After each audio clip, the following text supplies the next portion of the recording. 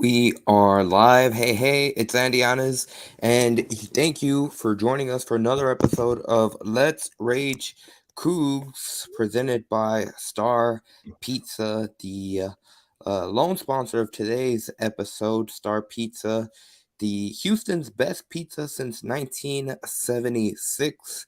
We are coming off the heels of the Houston Cougars football team's seventh win of the season. And this is no doubt the most complete performance that the football team has been able to put together, both on offense, which has been red hot for the last. Um, I lose track for how many games they've gone. Going back to the Memphis game, I think now that it is three straight games in which the football team has scored 40 or more points. In their previous, let me make sure I got that right. So they scored 42 today against East Carolina. They've now scored 42 or more points in three straight games. Actually, make that four straight games going back to South Florida, and they have scored 30 or more points in six straight of their last outings. So the offense is completely on another level. But I think the story of this game was the defense, which it finally showed out. It finally had a really strong performance. And overall, when you look top to bottom, I think the biggest difference in this game was that defensive line. They were able to get into the backfield, cause a lot of pressure for East Carolina quarterback Holton Allers, who, I mean, for all intents and purposes, they completely ruined the senior night for the Pirates. But I've been rambling on for a while. So, Dayon Dunlap, thank you for joining me. And what were your overall thoughts of Houston's game against East Carolina? Most complete game we've seen all season from both sides of the ball, offensively, defensively, even special teams played well. And so it was looked like a sense of urgency to get this win, knowing that there's still a possibility to make it to the title game. And the philosophy looked like just aired out. But the Mm-hmm. story of the game for me was the secondary. The secondary went up against some good skill positions with East Carolina and a veteran quarterback who has a lot of playing time, and they played well really on all phases, like you mentioned, the defensive line, the secondary, the linebacker core. And so I was very, very impressed with the complete game defensively and offensively.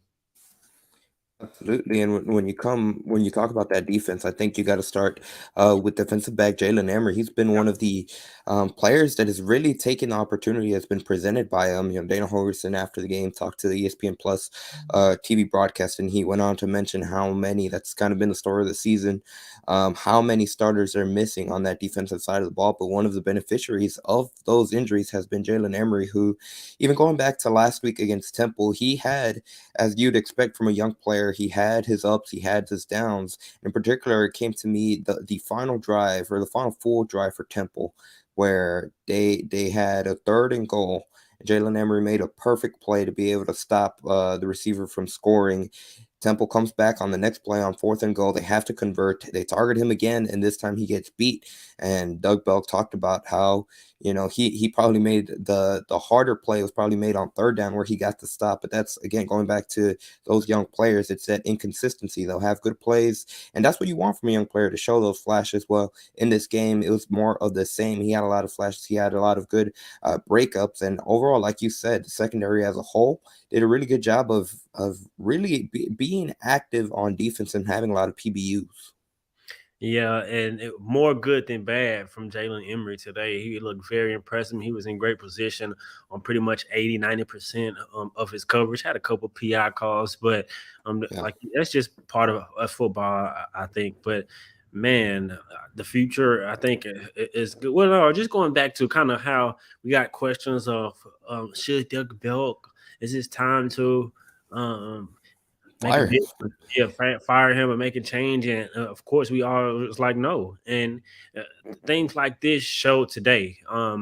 On the road, a senior night against a motivated East Carolina team who offense is being able to put points pretty much all year. And so you come in on senior night on the road and pretty much almost pitch a shutout. I mean, it's very, very impressive. And just looking back from the last couple of weeks, you give up what 70 to SMU, then you give up what over almost 500 passing yards to Temple, and then this week you pretty much buckle down and not really give up any explosive plays. And most of those plays, Doug Bill could say, is pretty much just busted coverage. And so it looks like they would handle that aspect of it as far as missing assignments, and they were in position pretty much all game. So I was very impressed. Very well coached game defensively, and defensive approach going into the game to stop that East Carolina offense.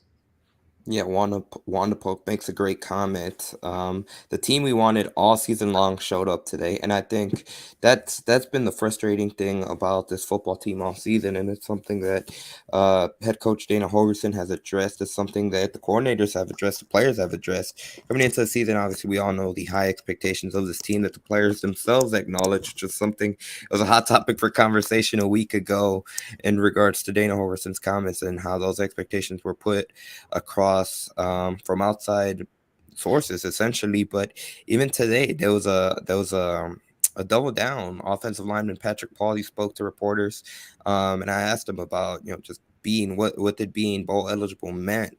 And he said, obviously it's a great opportunity to be able to qualify for a postseason game and being able to compete, have that extra game with your teammates. But he acknowledged it himself. Their expectations coming into the season were much greater than just one bowl game. And it's something that multiple players, not just Paul, has acknowledged. So I think this is a good and it's hard to say a bounce back performance because they won against Temple.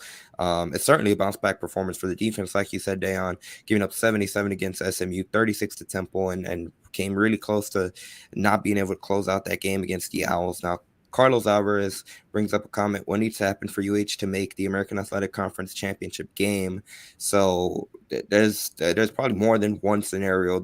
I'll give you the simplest scenario, which essentially means that Cincinnati and Central Florida have to lose out and Houston has to beat Tulsa next week in the final game of the regular season. That's the simplest way for Houston to be able to make it. Now, currently, Cincinnati is playing against Temple, and they are up 17-3 on the Owls with about a minute and 29 left in the second quarter. So that doesn't bode well. Now, I'm not too sure about the tiebreakers because the American Athletic Conference has their tiebreakers are a little interesting. I haven't been able to look at all the scenarios. So currently, if we just look at the American Athletic Conference standings, Tulane had that. They absolutely demolished SMU this week, and they now improved 6-1 in the conference. They obviously bounced back huge after the loss to Central Florida.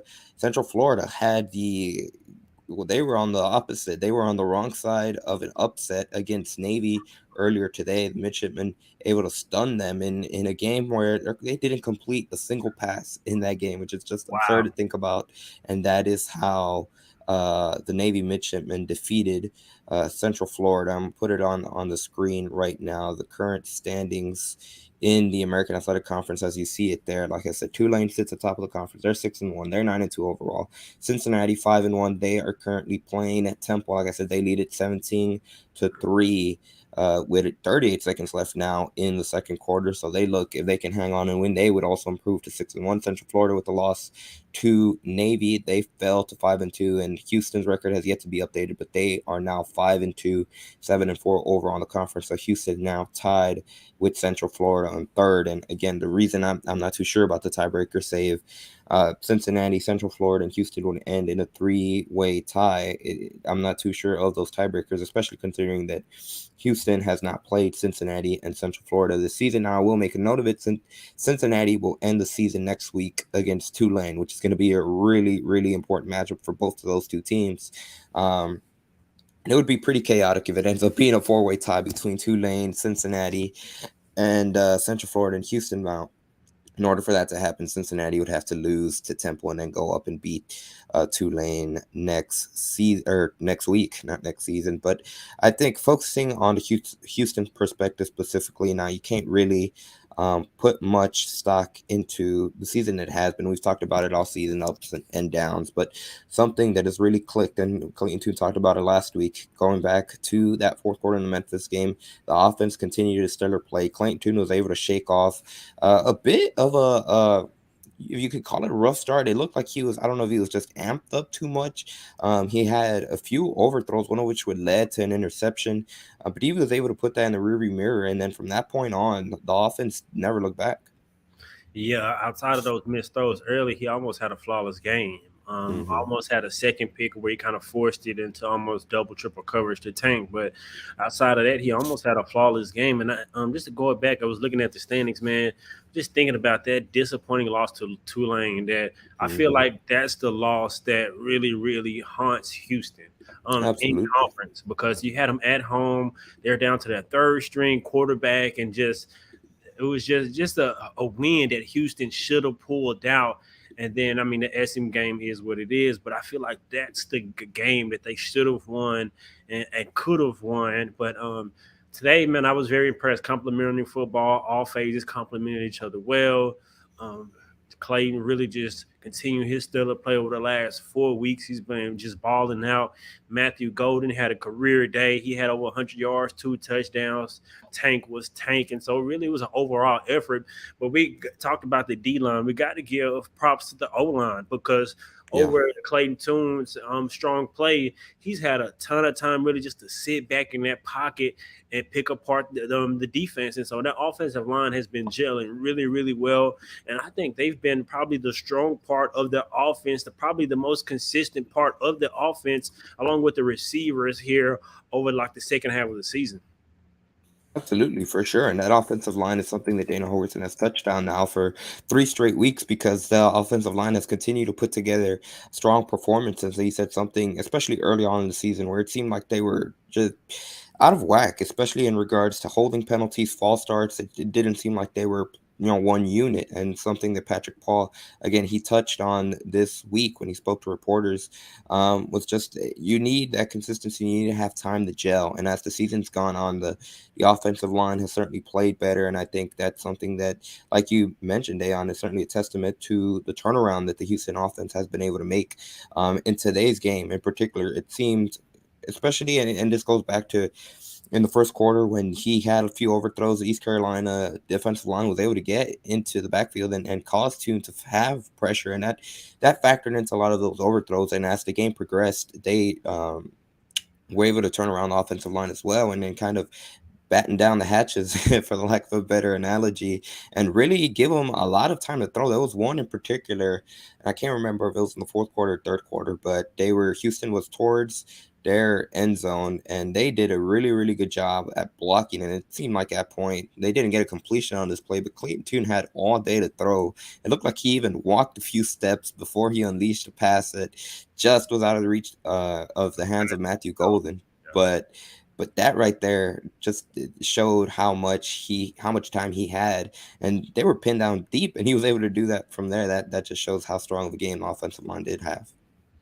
Yeah, and Clayton did a great job of his pocket awareness, maneuvering in the pocket where, because some of those times they brought an all-out blitz in case zero coverage, and the wide receiver was able to beat man-to-man coverage and get open. And other times where Clayton may have got a little pressure, he was able to maneuver in the pocket, step up, and still make a throw. And Houston did a great job of executing on third downs. It seems like, especially early on, East Carolina just could not stop Houston on third down, and that's what Houston Hmm. really excelled at last season. Really, they did that again this game, and so it seems like the philosophy really much just was to air it out. I think they maybe see some on film in which they really attacked that, and their offense really just was almost unstoppable for the duration of the game. Yeah, absolutely. And one of the players I did want to focus on, you mentioned Matthew Golden. Since coming back from that rib injury, it's been 3 games now, but he scored a touchdown in each of those games. He's accumulated over 100 receiving yards in 2 of those 3 games.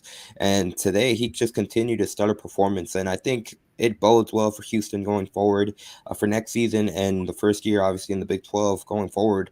It looks like Matthew Golden he's primed to be able to step in and fill in those shoes for Tank Dell after this season. Yeah, I think so. I think so. It's going to be no really drop off. You go from what Marquez Stevenson to Tank and then to Matthew Golden. Man, that receiving core, or specifically that one spot, Houston has been able to just kind of not reload, but just replace those Hmm. that position. And so I'm very excited for his growth and his availability. Was it last week? I believe maybe a couple weeks ago. Whenever his last availability, I he was think it was available. last week. Yeah, he's available to the media. He talked about during his time that he was away and how it really helped him look at the game, study the game, and the game slowed down a lot for him. Now he's able to read coverage and be able to attack cornerbacks and defenses in different ways versus how he was to start the game. And so it definitely shows how he's more comfortable out there, and he has just that God given ability to beat cornerbacks one on one.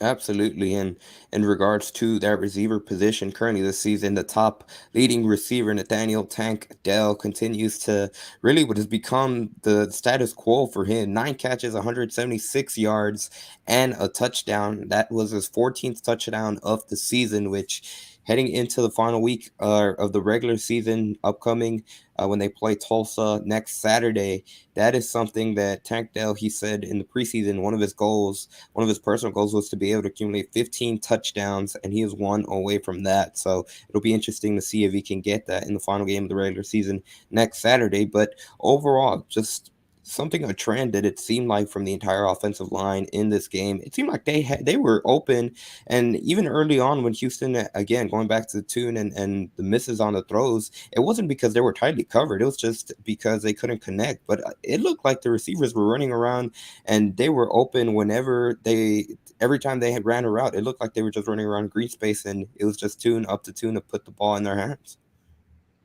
Yep. It was. It was pretty much. And sometimes it would be just two receivers in the route. So that's what's crazy. They'll Yeah. have like 4 or 5 quarterbacks, but in zone coverage, and Houston would still be able to get open. And so I don't know what they saw, but I love the philosophy going into the game to be able to attack that secondary.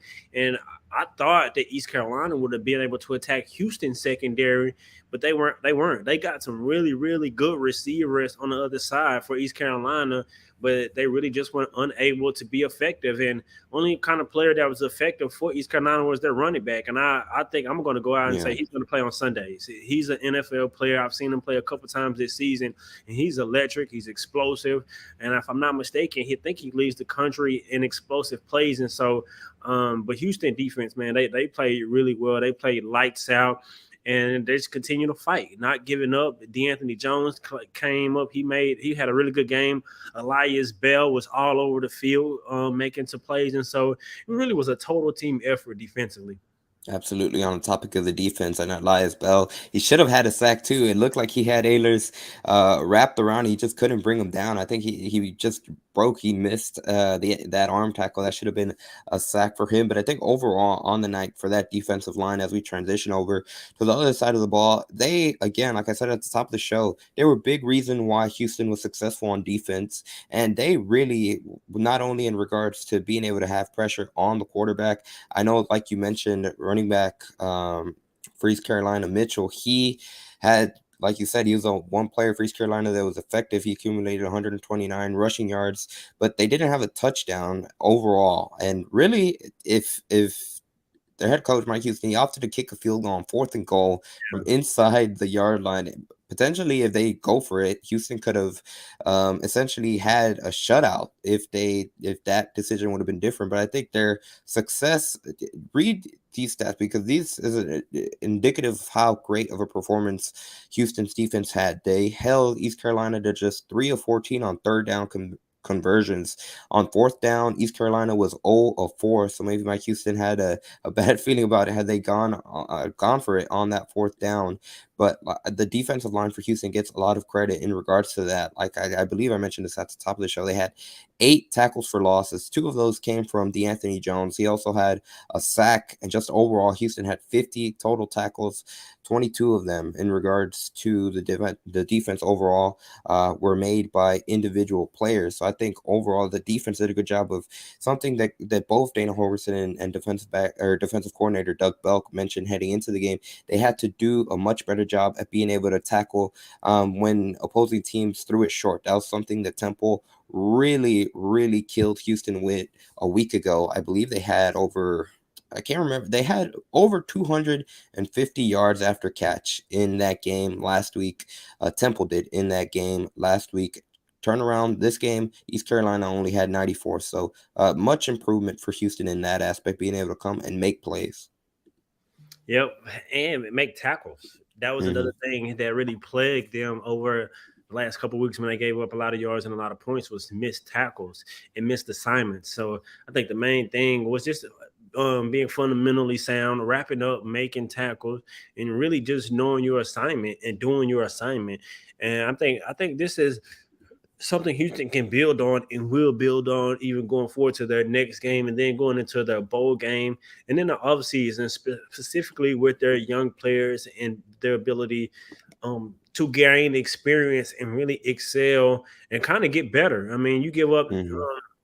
all the points to SMU, you give up a lot of yards and 30 some points to Temple, and then you bounce back and you really, and I kind of just feel like they really settled in. I think they really Hmm. settled in and experience really, it's hard to kind of put into words what it means to not to every sport, whether it's football, basketball, whatever case. And it just seems like they were more comfortable out there. No panic. They didn't panic whenever the ball was coming to them. It's just they just look very comfortable out there today.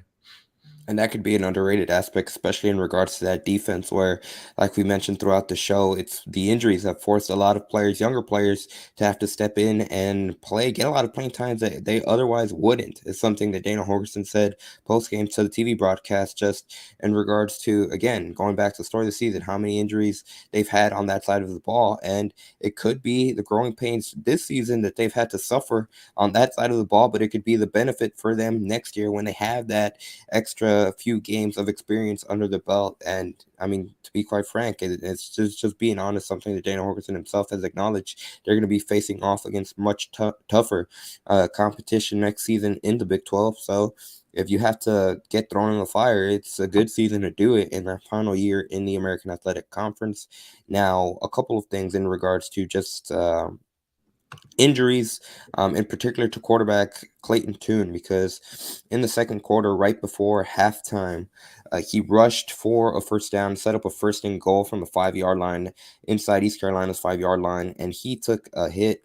It seemed like he just landed with too much force on that left shoulder, and he was taken out of the game. He went into the locker room early, before everyone else, before the halftime period ended. Now, he did come back in the third quarter and he finished the game. He looked great. He came back and he threw for a couple more touchdowns in the second half. But I think that's going to be something to keep an eye on. Head coach Dana Holgerson told the ESPN Plus crew that, it's something that they don't expect it to be a long-term issue. And Joseph Duarte of the Houston Chronicle has reported that they're going to have precautionary x-rays on him done. But he's also reporting that that's something that Clayton Tune has been dealing with, a sore left shoulder for most of the season. So he said Tune's status is nothing for alarm. It's what Joseph Duarte of the Houston Chronicle said.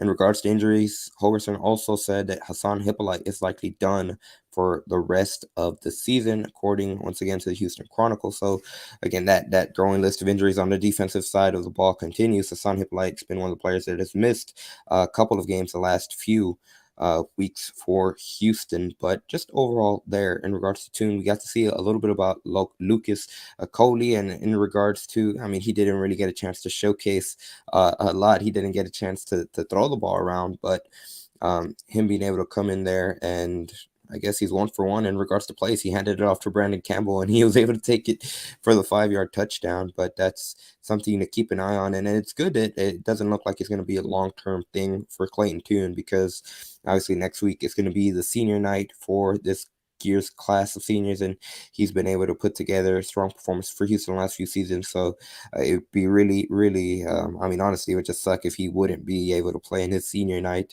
next week. But hopefully that's not the case and everything's good. And it was just a scare in regards to that aspect. Before we start to kind of wind things down, I do want to give a shout out to our sponsor for today's episode of Let's Rage Coogs, talking all things between Houston, East Carolina, and that is Star Pizza. They are Houston's best pizza since 1976. They are open for lunch, and be sure, if you are interested in going and getting a pizza, be sure to visit them at www.starpizza.net. But in regards to, once again, just overall, this performance, it's top to bottom, a complete game. It's something we've seen in the comments that they've been asking for this complete game performance. I think this is good momentum to carry over against Tulsa. And even if, because obviously, in regards to all the qualifications to the slim chances to be able to qualify for the American Athletic Championship game, if they are able to finish off on a strong note and follow up this performance with another strong one against Tulsa, a Tulsa team, to be quite honest, they're not as good as East Carolina. And Houston was able to dominate East Carolina in this fashion. It's something that it's going to have good carryover momentum again, especially for those young players heading into next year and to the first year of the Big 12. Yep. It's gonna have strong and man, Clay too, man. He's been showing his toughness. I'm pretty sure he probably went and got a shot at the halftime to be able to finish that game because he Hmm. really didn't look as if that he was hurting or anything was bothering him, and he actually took another hit to that shoulder where he Yeah. fell right on it and got right up, and he was kind of agitated. I don't know what it was with the offensive I line. think it looked like he was agitated with the receiver. I can't remember who the receiver that I think it was. I can't remember who it was. I want to say it was Well, I Peyton think Sawyer, but yeah, it I'm was. not sure I if think. it was Sawyer. But he had the ball in his hands. It should have been a catch. Like that was a really good throw with pressure coming bearing down on him. He put it right in both of his hands. He just wasn't able to come up with the catch. But I think that's what the frustration was about. But obviously we're not too entirely sure. Yeah, but man, Clayton, man, I've loved what I've seen from him. He's been a great leader, a great thrower of the football 95% of the time. I'm over this last, 4 games. And he's been playing really well. Just picking it, really more impressed with his pocket awareness. I mean, early in the season, at times he was antsy and would roll out too fast instead of stepping up and letting the play develop. In which times today he would make the right movement in the pocket and step up and make a throw or step outside to extend the play. And everything he did today was like right on cue, right on par to keep the game, keep a play alive and make a huge play. And man, outside of those early missed throws in which he has receivers broken on me, he almost played a flawless game. And so hats off to Clayton Toombs for continuing to play. I really, really hope that which I'm sure he will be able to play next week and really just ball out in his last game in Houston at TD Stadium. And what could potentially be his last game ever for the Houston Cougars, depending on what he decides to do if in a potential bowl game. So that's going to be something to keep an eye on. And as we start to wind things down, give a final rundown of the stats once again. So Clayton Tune finished 32 of 44 passing, 435 yards. He had 4 touchdowns, that 1 interception early in the first half. And when it comes to the receivers, no surprise, Tank Dell among the top once again for Houston. He had 9 catches for 176 yards and a touchdown. Receiver Matthew Golden was right there with him. He had 8 catches, 127 yards, 2 touchdowns. Tajon Henry, the third leading receiver for Houston, he's someone we haven't talked to about much Yeah.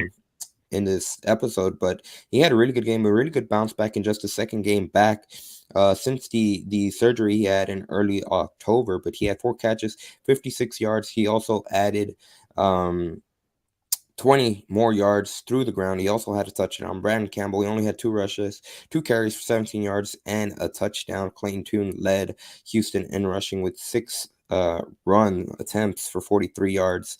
And just overall, once again, a strong performance for the offense. And what I did want to segue, something that Dana Holgerson said, he told the TV broadcast towards the end in his postgame interview, he said that Clayton Tune is going to be a player, he's going to be playing in the NFL next year. And I just wanted to get your two takes on that, and what potentially his path could be for that next step.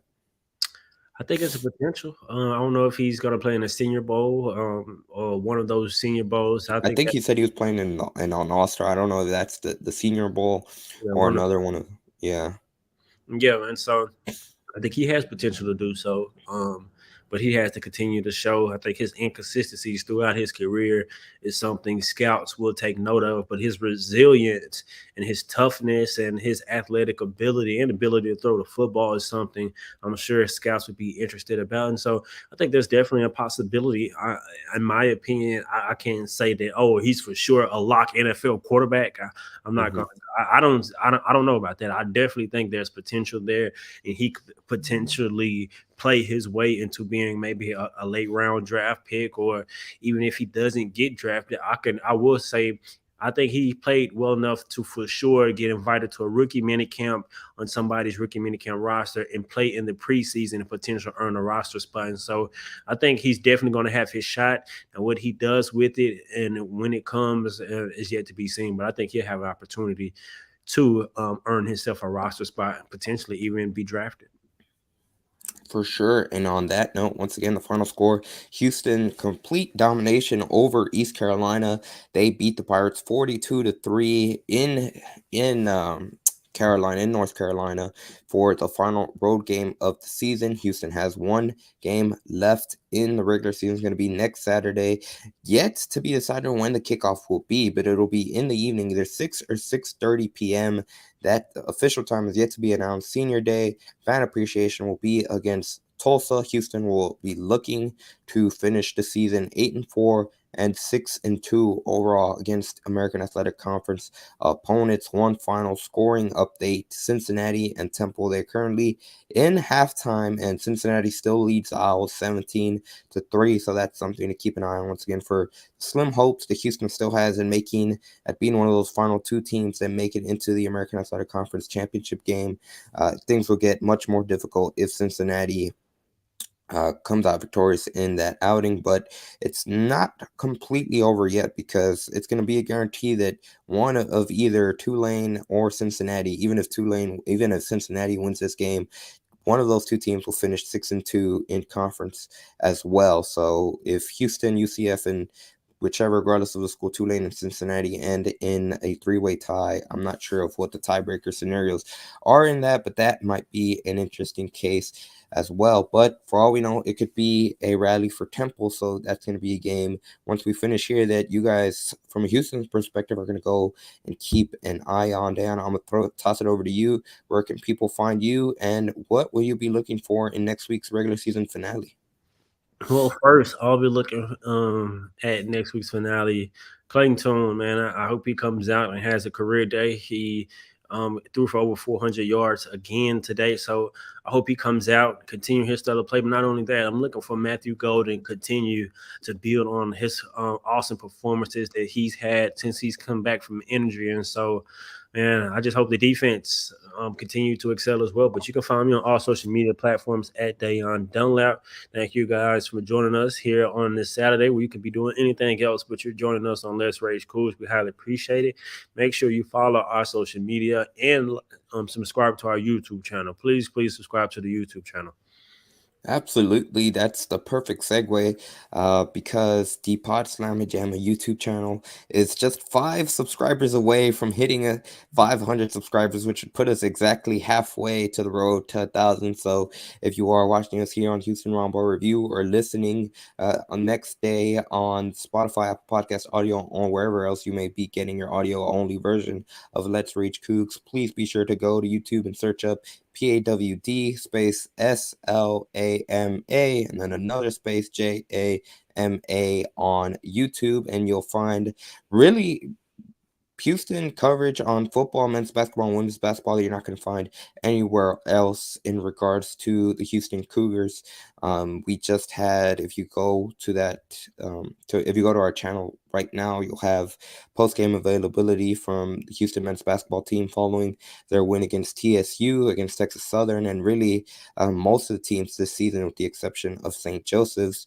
And you don't want to miss it, because tomorrow there'll also be post-game coverage of Houston's game after Oregon, because I have to go on flight and catch a flight to be there in Eugene. So that's really exciting on behalf of Gallery Sports. So there's going to be a lot more coverage in regards to the Houston Cougars men's basketball team that, once again, you're not really going to find anywhere else in the city of Houston. Be sure to follow me on Twitter at Ayonas_5. And once again, big thanks, I should say, to Chris Gardner of the Houston Roundball Review for allowing him to use his platform here on the Houston Roundball Review YouTube channel. Once again, the final score: Houston defeats East Carolina 42-3. They'll be back at it next Saturday, either 6 or 6:30 p.m. at TDCU Stadium against Tulsa. And that is going to do it for this episode of Let's Rage Coogs.